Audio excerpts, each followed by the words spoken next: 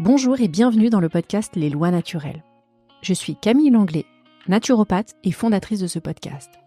C'est en transformant mon hygiène de vie et particulièrement mon alimentation que j'ai découvert toute l'énergie dont mon corps disposait. J'ai ainsi compris à quel point notre corps peut être puissant lorsqu'on lui donne ce dont il a besoin. Cette révélation a changé ma vie et c'est cette même transformation que je souhaite vous offrir.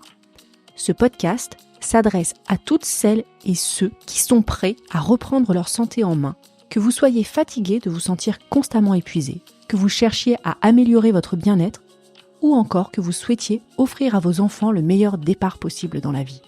À travers des épisodes en solo ou avec des invités experts, je vous montre comment la naturopathie peut vous aider à atteindre votre plein potentiel, tant sur le plan physique que sur tous les autres plans de l'être. Et comme je suis convaincue que les meilleures habitudes se cultivent dès le plus jeune âge, je dédie une partie de mon activité aux parents soucieux d'accompagner leurs enfants, de la petite enfance à l'adolescence, vers une vie saine et équilibrée. Si vous êtes prêt à transformer votre vie ou celle de vos enfants, vous êtes au bon endroit. Si vous aimez le podcast et que vous souhaitez soutenir les lois naturelles, n'oubliez pas de laisser un avis sur votre plateforme d'écoute, 5 étoiles de préférence, ou un commentaire sur Apple Podcast. Cela m'aide énormément à faire découvrir la naturopathie au plus grand nombre. Bonne écoute!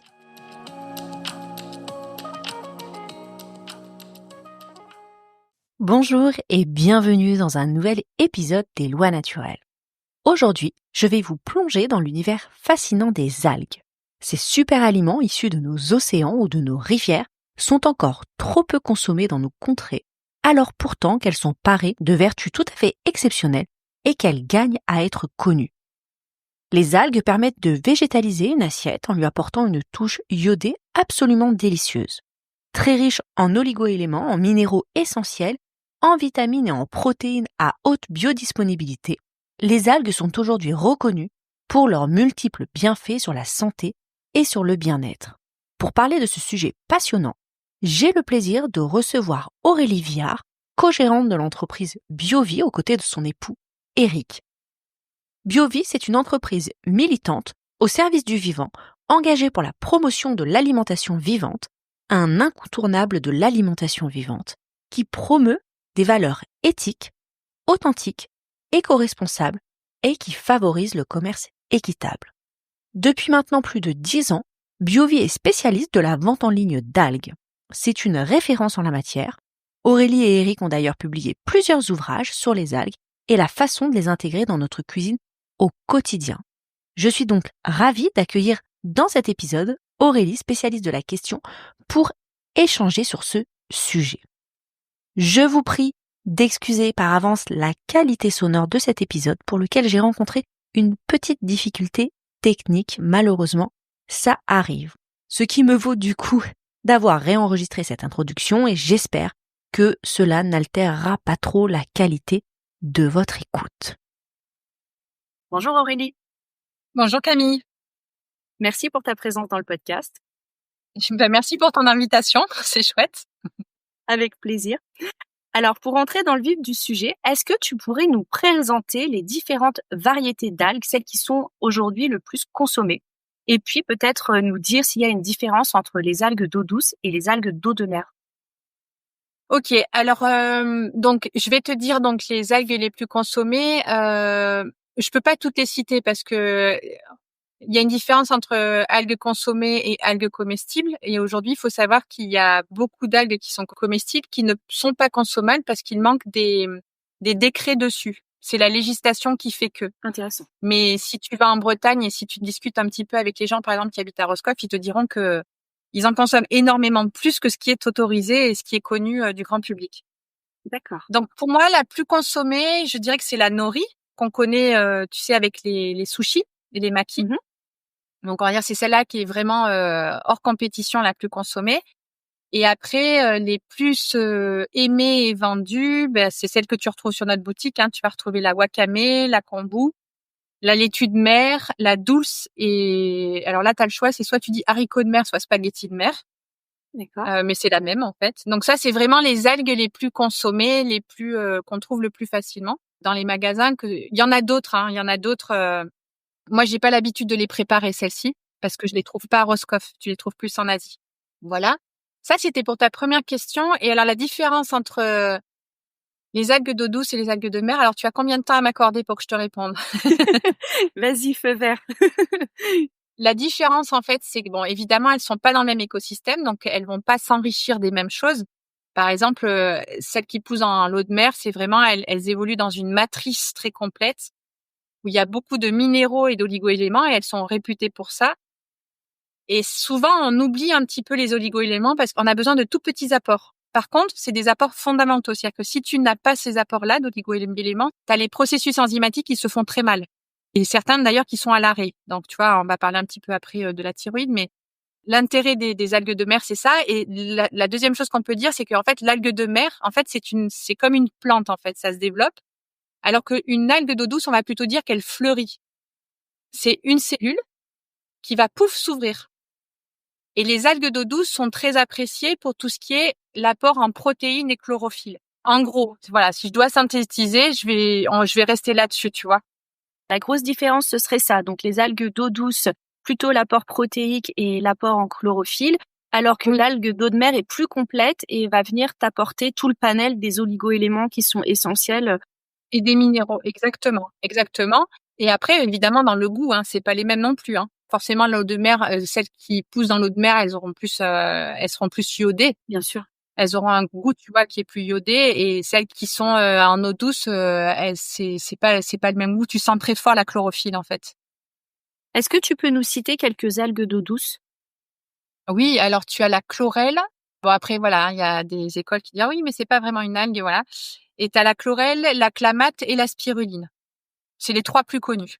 Moi, je connais ces algues, évidemment, mais on les consomme sous forme plutôt de compléments alimentaires ou de poudre. Est-ce que ce sont des algues qui peuvent se consommer dans la cuisine et dans l'alimentation, les algues d'eau douce? Bien sûr. Oui, alors on a l'habitude de les consommer comme complément alimentaire pour la simple et bonne raison qu'en fait, c'est très délicat. C'est pas à la portée de tous d'en avoir de la fraîche. Donc, c'est forcément transformé ou déshydraté ou mis en gélule ou coupé avec d'autres super aliments. Tu sais, à un moment donné, il y avait un terme qui s'appelait alicament qui a disparu de la circulation. Je pense que c'est au niveau légal aussi, enfin, avec tout ce qui se passe entre la médecine conventionnelle et la médecine dite douce, en fait. Donc, c'est un mot qui a été supprimé, mais je pense que l'algue, surtout la spiruline, la chlorelle et la clamate rentrent vraiment dans cette catégorie-là. C'est-à-dire que c'est des super aliments qui font du bien à la santé, qui soignent, en fait. Alors nous, c'est ce qu'on fait, hein. Par exemple, tu vois, on se fait des sauces comme des béchamels ou des mayonnaises avec de la spiruline, avec de la spiruline en poudre. Tu peux aussi faire des tartares ou des pestos avec de la spiruline fraîche. Pour ce qui est de la clamate, c'est très difficile de la trouver fraîche. Et pour la chlorelle aussi. D'ailleurs, je crois que j'ai jamais vu de chlorelle fraîche à déguster. La spiruline, t'en trouves de plus en plus parce qu'il y a beaucoup de spiruliniers chez qui tu peux aller déguster. La clamate, tu peux aussi la mettre, tu vois, par exemple, dans tes jus, tu peux le mettre dans tes salades. Enfin, c'est possible, tu vois, vraiment de le prendre comme un aliment, même, j'ai envie de te dire, même sans regarder le côté santé, juste ça amène un goût particulier. Par exemple, si tu mélanges un melon avec de l'eau de mer et de la spiruline, tu vas trouver, tu sais, un petit peu cette spécialité italienne avec du prosciutto. Donc, c'est vraiment aussi pour le goût, enfin, pour le gustatif, tu peux t'amuser avec. Moi, je me souviens avoir fait une cure de clamates. C'est quand même assez exceptionnel, hein. J'avais une mémoire, c'était avant les examens naturaux. Franchement, ça, et j'avais remarqué aussi que mes cheveux s'étaient éclaircis avec la Ah oui, d'accord. Je pense que c'est l'effet détox. Enfin, c'est mon interprétation. Alors, il y a cette voilà, ça développe la mémoire, ça c'est sûr. Tu as une clarté au niveau de l'esprit et de l'expression. Et après, moi, ce que j'avais beaucoup apprécié, c'était pas au niveau des cheveux, mais je trouvais que j'avais une peau qui était beaucoup plus lumineuse. Un éclat de teint qui était différent. De façon générale, quand tu intègres de l'alimentation vivante, ça se voit, tu vois. Oui, c'est ça, t'es lumineux. T'as vraiment le teint qui parle de lui-même. Alors, est-ce que tu pourrais revenir un petit peu sur la provenance des algues que vous proposez chez Biovie? Alors, nos algues, donc notre fournisseur s'appelle Bretagne. On travaille avec lui depuis le début où on a commercialisé les algues. Si ma mémoire est bonne, je dirais que ça a commencé un peu avant que j'ai rencontré Eric. Eric était depuis longue date client en tant qu'individuel chez eux, mais il a rentré sur la boutique quand on s'est rencontrés. Donc, je pense que ça fait à peu près 12 ans. 2014? Voilà, c'est ça, c'est 2014. C'est pas que je lis pas les fiches produits de mes sites, hein, c'est qu'il y en a tellement que je retiens pas tout, hein. Juste C'est normal. alors les algues, en fait, donc elles viennent, donc c'est, notre fournisseur officiel et de longue date et à qui on tient beaucoup, c'est Bretagne. Et elles viennent de Roscoff, parce qu'en fait, à Roscoff, c'est là où il y a Ifremer. Donc, c'est en Bretagne, c'est un endroit, c'est un parc national protégé. Il y a tout un écosystème qui est vraiment propice au fait que les algues puissent se développer, en fait. Là, ce sont des algues qui sont des algues de culture ou qui sont à l'état sauvage? Toutes les algues qu'on commercialise sont à l'état sauvage, sauf, on va dire, la moitié de notre récolte de wakame. Mais toutes les autres, voilà, c'est sauvage, c'est vraiment une récolte sauvage. Et d'un point de vue nutritionnel, alors est-ce qu'on peut s'attarder un petit peu plus, puisque c'est vraiment l'objet de l'épisode, sur les intérêts qu'il y a à consommer des algues dans notre alimentation? D'un point de vue nutritionnel, tout le monde aurait intérêt à consommer des algues. Enfin, c'est pas réservé à un certain public, mais quand même, on note que les personnes qui veulent avoir un régime végétarien ou vegan, je dirais, c'est un aliment qui est indispensable. Si tu pratiques une alimentation végétarienne, végane ou une alimentation vivante, crudivore, et non pas instincto, où là tu manges encore de la viande et du poisson, quand tu retires de ton alimentation un aliment, il faut savoir que tu retires un aliment, mais pour être en bonne santé, il faut aller chercher les nutriments ailleurs. Donc quand tu retires par exemple la viande et le poisson, tu as quand même besoin, et les laitages, tu as quand même besoin, ton corps a besoin de calcium, ton corps a besoin de protéines, ton corps a besoin de oligo-éléments, d'oméga, le collagène et tout ce qui s'ensuit. La liste est longue. C'est des choses que tu peux trouver, en fait. Donc, tu peux trouver dans les feuillages, dans les jus verts, que tu peux trouver dans les algues, que tu peux trouver aussi dans les noix, tu vois, dans les graines comme le sésame. Par exemple, pour les protéines, la quinoa, tout ce qui s'ensuit. Donc ça, c'est quand tu analyses les aliments. C'est-à-dire que tu as ces apports-là. Après, il y a eu pendant longtemps une bataille au niveau protéines végétales versus protéines animales. On sait depuis 2021 qu'il y a autant d'apports dans les protéines végétales et qu'elles sont aussi bien assimilables que les protéines animales. Et après, il y a un autre volet, c'est qu'au niveau empirique, donc c'est-à-dire au niveau observation, nous, on a observé que des gens qui, par exemple, voulaient se tourner vers une alimentation végétale, en fait, il y a des manques. Tu sais, on va te dire, oh là là, ben oui, j'arrête le gluten, mais le côté croquant de la baguette me manque, ou je passe à l'alimentation vivante, mais le fromage me manque. On a remarqué que les gens qui mangeaient quotidiennement des algues n'avaient plus envie de fromage. Intéressant. Donc, mais ça, si tu veux, après, bon, il faudrait partir sur des grosses analyses. Le problème, c'est qu'au niveau nutritionnel, et l'intérêt à consommer des algues, c'est qu'on va rester sur quelque chose qui est très basique parce qu'en fait, on n'a pas les fonds nécessaires. Personne ne veut débloquer des fonds nécessaires pour vraiment explorer les algues. Alors, en Asie, toujours pareil, oui. En Asie, il faut savoir que, tu vois, par exemple, nous, on revient de Thaïlande et les enfants, dans leur goûter, ils ont des crackers qui sont aux algues. Il y a des personnes qui consomment des salades d'algues le matin au petit déjeuner, donc ils sont conscients des apports, mais on n'a pas, tu vois, c'est pas aussi développé que tout ce qu'on peut te parler des apports au niveau des laitages, où là, il y a eu beaucoup, beaucoup d'études, voire Bien même sûr. Du lobbying. du lobbyisme là-dessus, tu vois, c'est pas, enfin voilà, on peut pas dire que l'intérêt pour les algues soit aussi important.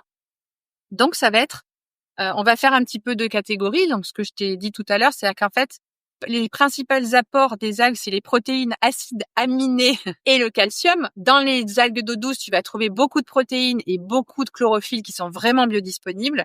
Et après, dans tout ce qui est algues que tu cuisines, en fait, que tu manges dans ton alimentation, ben ça va être plus des apports, calcium, acides aminés, protéines, magnésium, manganèse, zinc, enfin voilà. Tout ce que tu trouvais, tu sais, je sais pas si tu te rappelles de tes cours de physique, mais tout ce que tu trouvais dans le tableau de Mendeleïev, en fait. Bien sûr. Oui, oui, tout à fait. Voilà. En naturo, on dit que quand même sur les protéines végétales, donc notamment les algues, il y a une meilleure biodisponibilité, elles sont moins encrassantes pour l'organisme. Qu'est-ce que tu en penses? Oui. Oui, oui, je confirme. Après, c'est ce que je te dis, c'est que souvent, là où il y a un amalgame qui est fait, c'est que si une personne, par exemple, a une maladie grave, on va lui dire, ben, réduisez votre consommation de viande et il va se retrouver avec des bénéfices santé. Le nombre de femmes qui témoignent, qui ont arrêté de manger de la viande et qui se retrouvent avec des cycles hormonaux beaucoup plus doux à traverser, il y en a énormément. Moi, toutes les personnes, c'est la première chose qu'on me dit, en fait. J'ai des femmes qui me disent, ben, j'ai arrêté la viande et j'ai plus du tout les mêmes règles. Enfin, ça se passe avec beaucoup plus de douceur. J'ai plus de maux de tête. Je suis plus en PLS 4 jours dans mon lit, à grogner sur tout le monde. Voilà. Donc ça, tu vois, c'est réel. Mais ce qui est important, faut pas transformer ça en disant, voilà, la viande, c'est du poison. C'est pas du tout ça. c'est vraiment la biodisponibilité au niveau de tout ce que apporte une algue est bien moins. Il y a moins de choses à payer en contrepartie que si tu manges de la viande ou du poisson. Surtout quand tu vois l'état du poisson aujourd'hui. Oui. Je pense qu'on communique suffisamment dessus par rapport au saumon.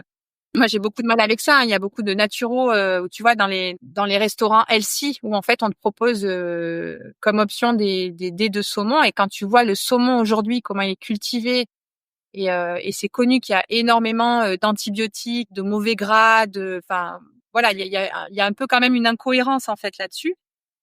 Et c'est vrai que les algues, il y a pas, j'ai jamais entendu quelqu'un qui m'a dit j'ai eu des effets secondaires avec les algues en fait. Eric, il en mange tous les jours, il a pas de branchies qui lui poussent. Tout va bien, quoi, tu vois. Tout va bien. Ouais.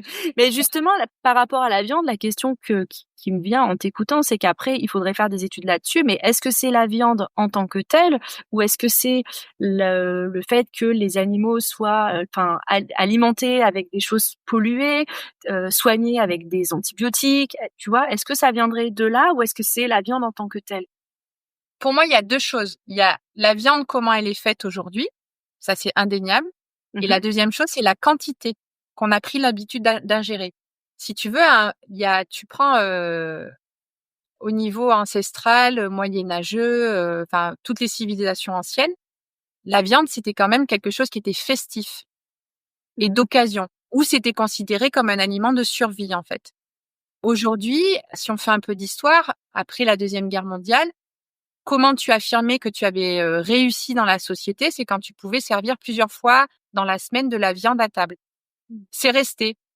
C'est-à-dire que c'est resté. Après, bon, il y a eu toute ces croyances qui ont montré, voilà, des gros bodybuilders, des personnes qui faisaient du sport, mangeaient des gros morceaux de viande, des gros steaks.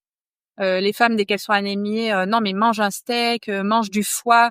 Ok, mais quand tu regardes, je vais dire un truc qui est basique, hein, mais quand tu regardes les plus gros animaux de la planète, ils mangent pas de viande, hein. Les animaux les plus forts ne mangent pas de viande, hein. Mais c'est ce que dit l'homme le plus fort du monde, tu sais, qui est passé dans ce Oui, fameux il est végan. reportage. Oui, oui, il est vegan, et d'ailleurs, quand on lui pose la question, il dit, bah, est-ce que vous avez déjà vu un bœuf manger de la viande? Et inversement, si tu regardes les animaux qui mangent que de la viande ou que des charognes, puisque nous on mange de la charogne, hein, on la mange pas, on mange voilà, ça s'appelle comme ça, hein, je suis désolée, mais ben en fait ces animaux-là, c'est pas, t'as pas envie de leur ressembler en fait. Et ils ont pas le même métabolisme, ils ont pas le même système digestif que nous. C'est un peu, tu vois, le gros débat. Mais pour revenir à ce que tu me posais comme question, oui, les algues, c'est vraiment quelque chose qui est. C'est comme si tu me disais, bah, si on comparait par exemple les graines germées, est-ce qu'il y a des dangers à consommer des graines germées, ou est-ce qu'il y a beaucoup de résidus des graines germées? Honnêtement, très peu, vraiment très peu. Bien sûr. Oui, oui, c'est que c'est un aliment qu'on connaît moins et qu'on a moins l'habitude de consommer. Je pense que c'est ça. En revanche, là, moi, je trouve que ça mériterait quand même d'être connu, et je trouve que on n'en fait pas suffisamment la promotion. Je serais curieuse d'avoir ton avis sur la question. C'est que autant on entend de plus en plus de végétariens, voire de régimes véganes, mais par contre, on ne dit pas suffisamment qu'il faut absolument intégrer des algues dans ces régimes-là. Alors mon opinion là-dessus, ça reste mon opinion, on est d'accord, hein. Mmh. Alors je suis pas tout à fait d'accord avec toi parce que tu vois, nous donc voilà, j'écris des livres de recettes. Moi, ce qui me plaît surtout chez les algues, là on est sur un côté qui est très scientifique, nutritif. Moi personnellement, ce qui m'attire vers les algues, c'est que c'est bon, c'est rassasiant et que ça offre un panel de créativité au niveau recette qui est juste incroyable, mais incroyable. Pour te dire, la dernière fois, on a fait le calcul avec Eric du nombre de recettes que j'avais testées avec les algues. On est arrivé à 120 recettes. Ah, C'est énorme. Mmh. C'est énorme avec un seul aliment, tu vois. Bon, tu as des variations au niveau des goûts. Donc ça, déjà, c'est le premier point. Et donc, évidemment, vu que moi, ça me passionne et que j'aime les cuisiner, j'attire à moi ou je suis en lien avec des personnes qui aiment la même chose. Et je me rends compte que depuis 3-4 ans, les algues ont vraiment pris une place au niveau gastronomie. Mais gastronomie un peu de luxe, oui, tu vois. Pas, je pense pas que c'est demain qu'on va te servir des algues à la cantine. Oui. J'adorais, hein. Ma fille, elle est du tartare d'algues en entrée à la cantine, mais c'est pas encore le cas. Il y a certains hôpitaux qui commencent à intégrer les algues du côté de la Bretagne. Donc voilà. Après, je pense que c'est un aliment qui est pas trop connu, qui est encore dans un Un microcosme un petit peu, tu vois? Un J'ai l'impression microcosme, que c'est voilà. quand même, Ouais, ouais, réservé aux initiés à des encore. connaisseurs. Voilà, exactement. Voilà. Un peu comme les champignons, en fait. C'est-à-dire que tout le monde mange des champignons de Paris, mais très peu de personnes savent qu'il y a énormément de sortes de champignons que tu peux manger. Déjà, il y a plein de personnes qui savent pas que tu peux manger des champignons crus et qui les font tous cuire. Enfin bon, ça, il y a tout ça. Après, est-ce que ça vaudrait le coup de trouver dans les wraps McDonald's des algues? Je pense que non. Je pense pas que ce serait une bonne chose que ce soit, tu vois, super méga répandu, parce que c'est la façon dont nous on mange aujourd'hui, où t'as très peu de personnes qui prennent le temps de se préparer à manger, de manger en conscience, comme on dit, quel intérêt qu'ils mangent des algues. Par contre, c'est vrai que moi j'aimerais bien, tu vois, quand je vais donc nous là, 3/4 du temps on mange à 80% cru, mais nos enfants nous suivent pas forcément là-dedans, donc on va dans des magasins bio, on achète des soupes toutes prêtes pour eux, ou tu vois des raviolis ou des choses comme ça, et j'aimerais bien voir enrichi en algues ou le pesto aux algues. Oui, ça me plairait de voir ça. Ça viendra peut-être. Mais exploiter l'algue et la traiter au niveau alimentaire d'un point de vue grand nombre et industriel, pour l'instant, ça me semble impossible. Oui, puis c'est pas non plus l'idée, Tu tu vois? vois, de Et c'est faire, pas l'idée, voilà. Donc, mmh, est-ce que l'algue est mal aimée? Je te dirais que non, parce que par les vrais connaisseurs, elle est adulée et elle est mise en relief. Par des gens qui aiment ça, c'est soit tu en consommes pas du tout, soit tu en consommes de façon pas quotidienne, mais régulière, tu vois. Est-ce qu'elle mérite d'être plus connue? Ah oui, ça c'est sûr. mmh, Et d'être plus valorisée, c'est sûr. Tu vois, tout à l'heure, je te parlais des restaurants, sans parler de restaurants végétariens et véganes, des restaurants qui sont healthy, qui se disent healthy. On trouve encore très peu d'algues ou très peu de graines germées, où ça va être, tu vois, juste un topping, en fait. mmh. Voilà. Donc oui, c'est vrai. Moi, de toute façon, j'adorerais, hein, qu'il y ait beaucoup plus de personnes qui aiment les algues. Non, mais je trouve que certaines personnes qui sont sensibilisées justement à la cause animale et qui décident d'adopter une alimentation végane, dans les personnes que j'ai rencontrées, il y a beaucoup plus d'ajouts de légumineuses que d'algues. Or, les Oui, légumineuses, elles peuvent être plus difficiles à digérer. oui, parce qu'on reste sur un modèle végétarien des années 80, et qui est un modèle végétarien qui vient de l'Inde et de l'Ayurveda. T'as un tiers de ton assiette, c'est des céréales, un tiers de ton assiette, c'est des légumineuses, et puis un tiers des légumes. Bon, on commence à voir que ça fonctionne pas forcément comme ça, pour plein de raisons différentes. On n'a pas le même climat qu'en Inde, on n'a pas les mêmes quotidiens que les Indiens. On mange 4 fois par jour, des fois c'est un seul repas. Enfin, tu vois, c'est voilà, il y a plein de choses qui, c'est très complexe en fait, hein, voilà. Et c'est vrai que nous, justement, tu vois, moi j'ai mes filles, elles ont 20, 18 ans. Dans leur génération, il y a beaucoup de jeunes qui deviennent véganes par conviction.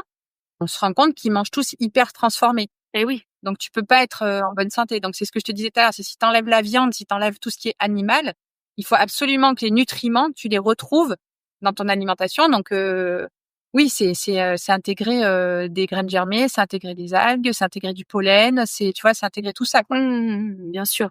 Alors en plus, c'est vrai que je trouve que souvent quand on va vers une alimentation végétarienne, beaucoup disent, «C'est fou toutes les saveurs que je découvre», donc ce serait vraiment dommage de se priver de toutes ces algues parce qu'il y en a une multitude et enfin, en tout cas, il y en a déjà un certain nombre qu'on peut consommer. Ah oui, oui, c'est sûr.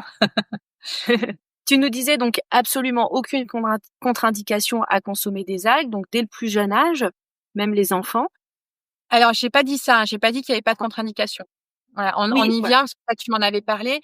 En fait, est-ce qu'il y a des dangers pour des personnes qui ont des problèmes de thyroïde?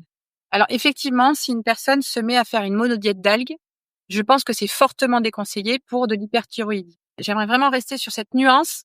Les causes sont toujours multifactorielles. Faut peut-être un peu arrêter, tu vois, d'opposer protéines végétales, protéines animales et tout ça. Et pareil, c'est OK, un aliment, ça peut être un poison, mais quelle quantité? Pourquoi il y a des problèmes avec la viande? Parce que c'est devenu un aliment qui est mal, enfin voilà, et c'est, tu plein d'antibiotiques, ce que tu disais au départ. Et en plus de ça, c'est qu'on en consomme trop. Je pense ça peut être un apport formidable pour quelqu'un qui en consomme une fois par semaine, une fois tous les 10 jours, une fois par mois, enfin dans un contexte, enfin tu vois, voilà. J'enlève tout le côté éthique, hein. Quand je parle ça, je te parle Oui, oui, juste bien vraiment sûr. au niveau Oui, oui, nutritif. nutritionnel. Concernant les algues, c'est sûr que quelqu'un qui a des problèmes de thyroïde, donc ça va être plus les femmes que les hommes, mais quelqu'un qui a des problèmes de thyroïde, en cas d'hyperthyroïdie, c'est bof, il faut vraiment manger avec parcimonie. En cas d'hypothyroïdie, ça peut être fortement conseillé, mais contrôlé. D'accord. Ça, c'est très important. Mais quand je vois la consommation d'algues aujourd'hui, je pense pas que quelqu'un fasse une surconsommation d'algues. Si, à part passer en monodiète, mais voilà. Après, tu vois, on parlait de la façon dont sont élevés les animaux et comment ils font la viande avec les antibiotiques. Au niveau des algues, c'est pas tout blanc, hein.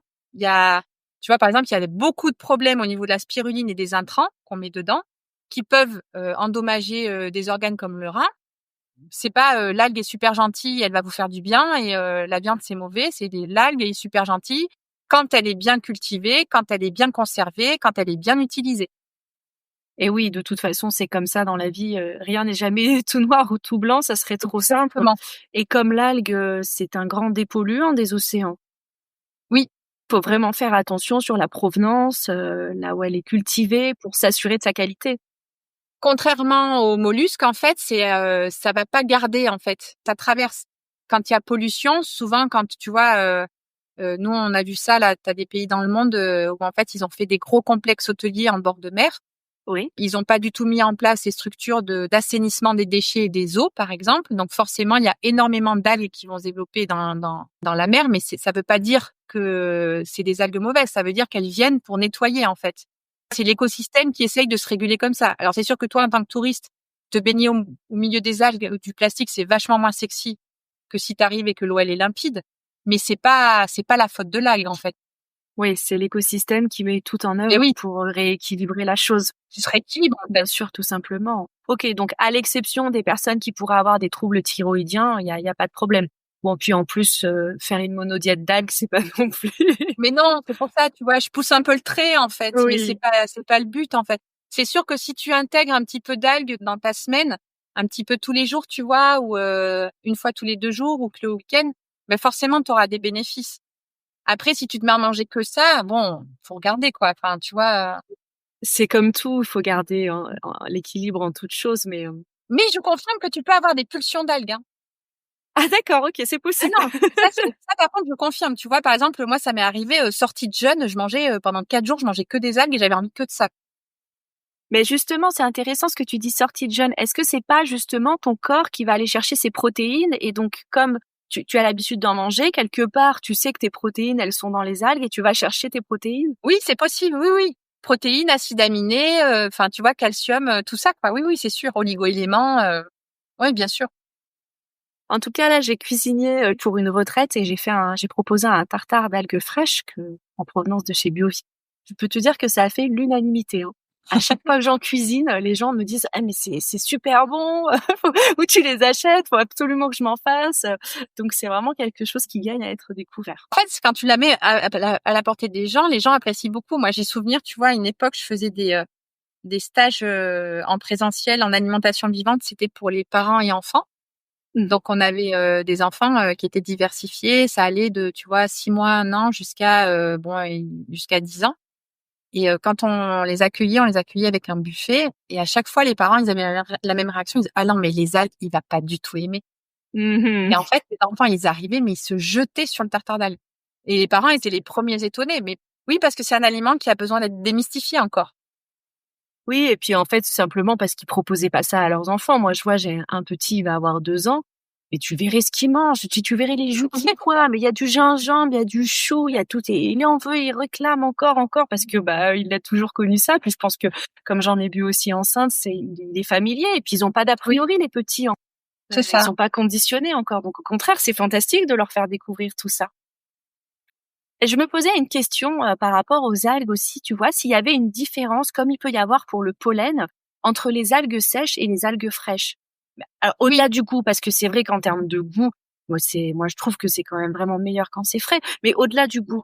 oui, bien sûr. Bah, tu vas trouver la même chose quand tu prends, par exemple, une fraise fraîche et une fraise. Ça va être le même écart. Donc là, on revient, tu vois, à ce que je te disais, c'est-à-dire ça dépend comment elle est cultivée, comment elle est récoltée et comment elle est conservée.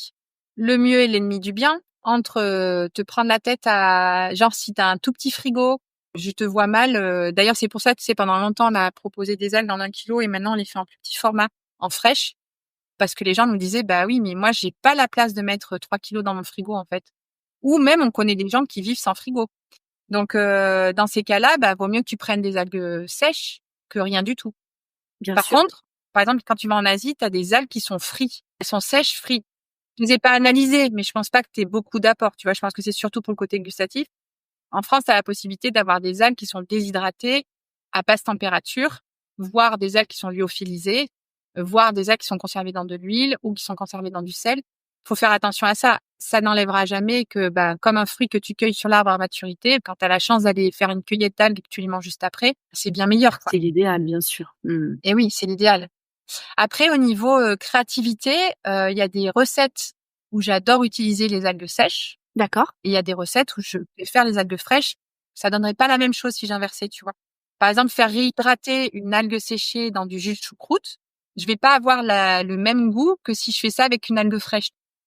Oui, bien sûr, il y aura moins cette absorption du jus par l'algue. Donc elles trouvent en fait leur place chacune dans la cuisine. Oui, oui, oui. Si le but est d'en consommer quotidiennement, c'est sûr que saupoudrer sur une salade, dans une soupe, sur du riz, dans tes pâtes, sur ta pizza, enfin voilà, soyons fous, sortons vraiment du cadre de l'alimentation vivante. Ce sera toujours des fois plus meilleur pour ton organisme que de te dire là, mais il faut que je les trempe, il faut que je les dessale, il faut que je les, enfin tu vois. Si la préparation est trop un frein, moi je vais te dire bon ben vas-y, prends des algues en paillettes en fait. Oui, oui, il faut quand même rester que ce soit abordable. Si c'est trop compliqué et qu'on ne le fait pas, ça perd tout son sens. Oui. Tu nous recommandes donc de prêter vraiment attention à la provenance, à la façon avec lesquelles elles sont cultivées. Tu vas me dire si je me trompe, mais il n'y a pas de label bio pour les algues. Du coup, comment on peut regarder? Est-ce qu'il y a d'autres labels privés peut-être qui existent? Alors, des labels sur les algues, j'en connais pas. Enfin, j'en connais pas qui sont reconnus. Je sais qu'il y a pas mal d'acteurs qui œuvrent pour ça, hein. Il y a Blutopia, il y a tout ce qui est Ifremer de Roscoff, où ils essayent vraiment que ce soit, ne serait-ce que la même reconnaissance qu'il y a en mycologie, tu sais. Mais pour l'instant, si tu vas voir un pharmacien, il demandera est-ce que mon algue, elle est consommable. Il y en a très très peu qui sont formés, qui sauront te répondre. De des formations professionnelles et c'est un peu la force qu'on a donnée à Biovie, en fait, c'est que nous, on est hyper attentifs au sourcing. On a une responsabilité en tant que consommateur qu'on oublie. Bien sûr. Alors, des fois, on oublie parce qu'on ne sait pas et des fois, on oublie parce que c'est confortable d'oublier. Mais si tu te contentes d'acheter des produits, de croire la personne qui te les vend sur parole et quand sur l'emballage, il y a marqué « issu d'agriculture biologique », ça ne suffit pas. À partir du moment où il y a un label bio, tu as le droit, toi, en tant que consommateur, de demander la charte, en fait. Nous, c'est ce qu'on met sur nos fiches produits, hein. Et on rêverait que tout le monde fasse comme ça. Je pense qu'il y aurait beaucoup moins de vendeurs, mais on rêverait que les gens puissent faire confiance les yeux fermés, ce qui n'est absolument pas le cas. En 2018, je crois, il y a eu une enquête sur les spirulines qui étaient vendues en France. Suite à cette enquête-là, il y a 40% des vendeurs qui ont fermé. Moi, je dirais, c'est vraiment de faire attention de la provenance, mais de savoir qui est-ce qui les cultive, où est-ce qu'elles sont ramassées, où est-ce qu'elles poussent, comment elles sont cultivées, comment elles sont ramassées, comment elles sont conservées. Et si tu rajoutes en plus un côté social, c'est encore mieux. Et là, tu t'assures quand même d'avoir un produit de qualité. Et après, tu as toute la responsabilité de la conservation chez toi. Comment toi, tu les conserves? D'ailleurs, vous vendez des sachets d'1 kilo d'algues fraîches. On peut les utiliser pendant combien de temps une fois qu'on l'a ouvert? Parce que elles sont conservées dans du gros sel? Alors, officiellement ou officieusement? Les deux, hein, soyons fous. Officiellement, nous, ce qu'on dit, c'est que tu peux les conserver 6 mois, ce qui est déjà énorme. Mais il faut faire très attention. C'est-à-dire que tu prends ton sac de 1 kilo d'algues qui a été ressalé, tu dessales seulement la partie que tu vas utiliser. Et à partir du moment où elles sont conservées dans le sel, leur apparence va se modifier. C'est-à-dire que au bout de 6 mois, tu vas avoir d'un côté les algues et de l'autre côté, tu vas avoir dans ton sac les cristaux de sel, mais elles sont quand même bonnes. Nous, on a oublié dans notre frigo un paquet d'algues de 2021. On l'a consommé en novembre dernier, en 2024. Voilà. Manifestement, vous êtes encore là, donc. Manifestement, on est encore là. En fait, ce qui est vraiment là où il faut être vigilant, quand je te disais, c'est t'as aussi une responsabilité, toi, comment tu les conserves. Par exemple, si tu achètes des algues en paillettes et que tu laisses le pot ouvert, enfin, si tu laisses le sac ouvert, ou si tu le mets dans un pot en verre qui est à la prise de la lumière, ça perd tous ses nutriments, en fait. Par contre, si tu le conserves bien à l'abri de la lumière, bien fermé à température ambiante, que ça connaît pas des écarts de 10 degrés à 40, c'est parfait.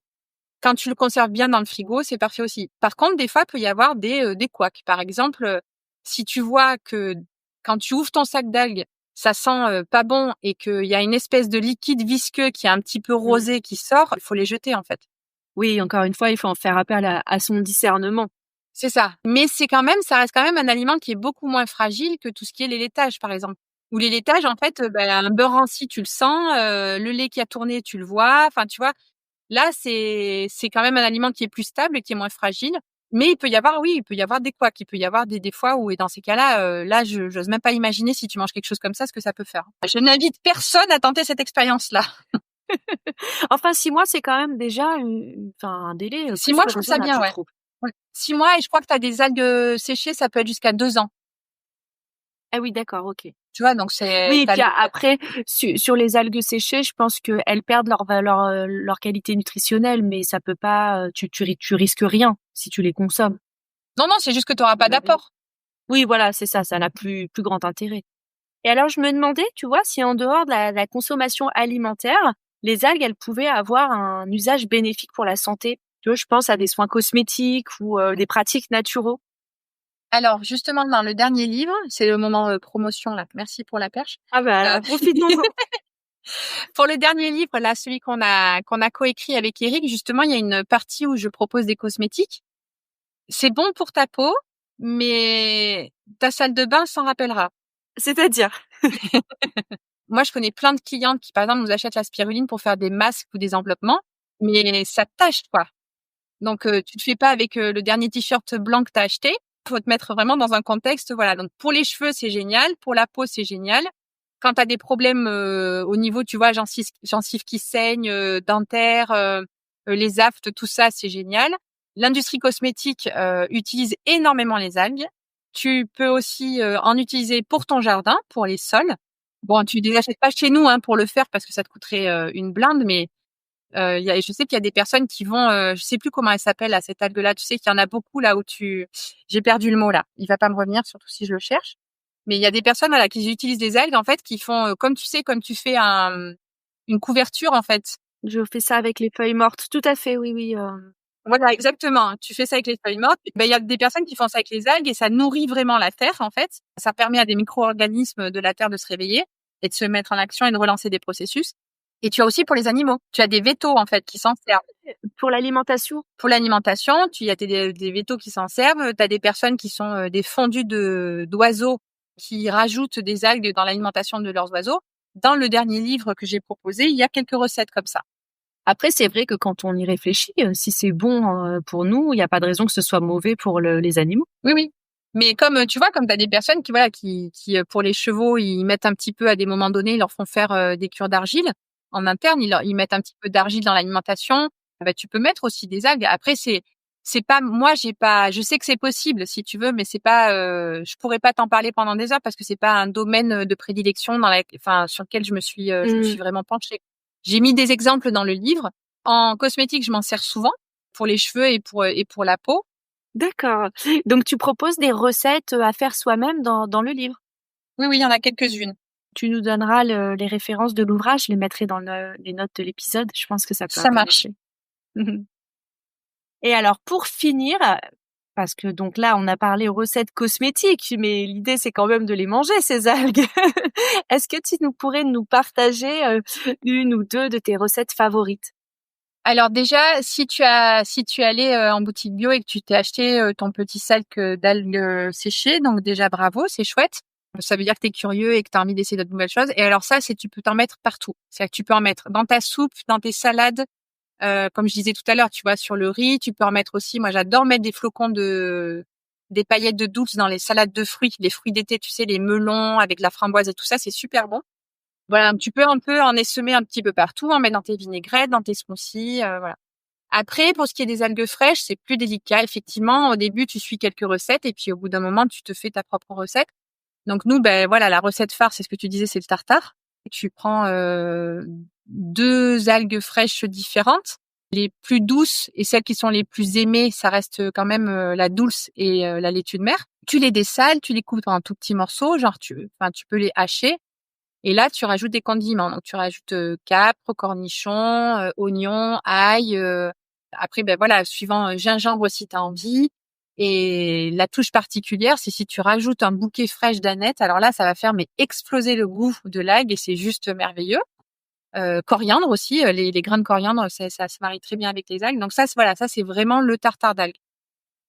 Tu peux en mettre aussi sur tes, tu vois, quand tu fais, je sais pas s'il y en a qui cuisinent encore des quiches ou voilà, des carottes râpées. Enfin voilà, tu peux mettre des algues en paillettes. Et pour revenir aux fraîches, donc le tartare d'algues n'aura jamais le même goût, même si tu respectes tout le temps les mêmes proportions, parce que les algues, suivant quand elles sont récoltées, c'est un peu comme les pommes, elles seront. Donc tu vois, par exemple, les pommes, des fois, elles vont être un petit peu acides, elles vont être très sucrées ou un peu farineuses. Ben les algues, c'est un peu pareil. Des fois, elles sont très dures.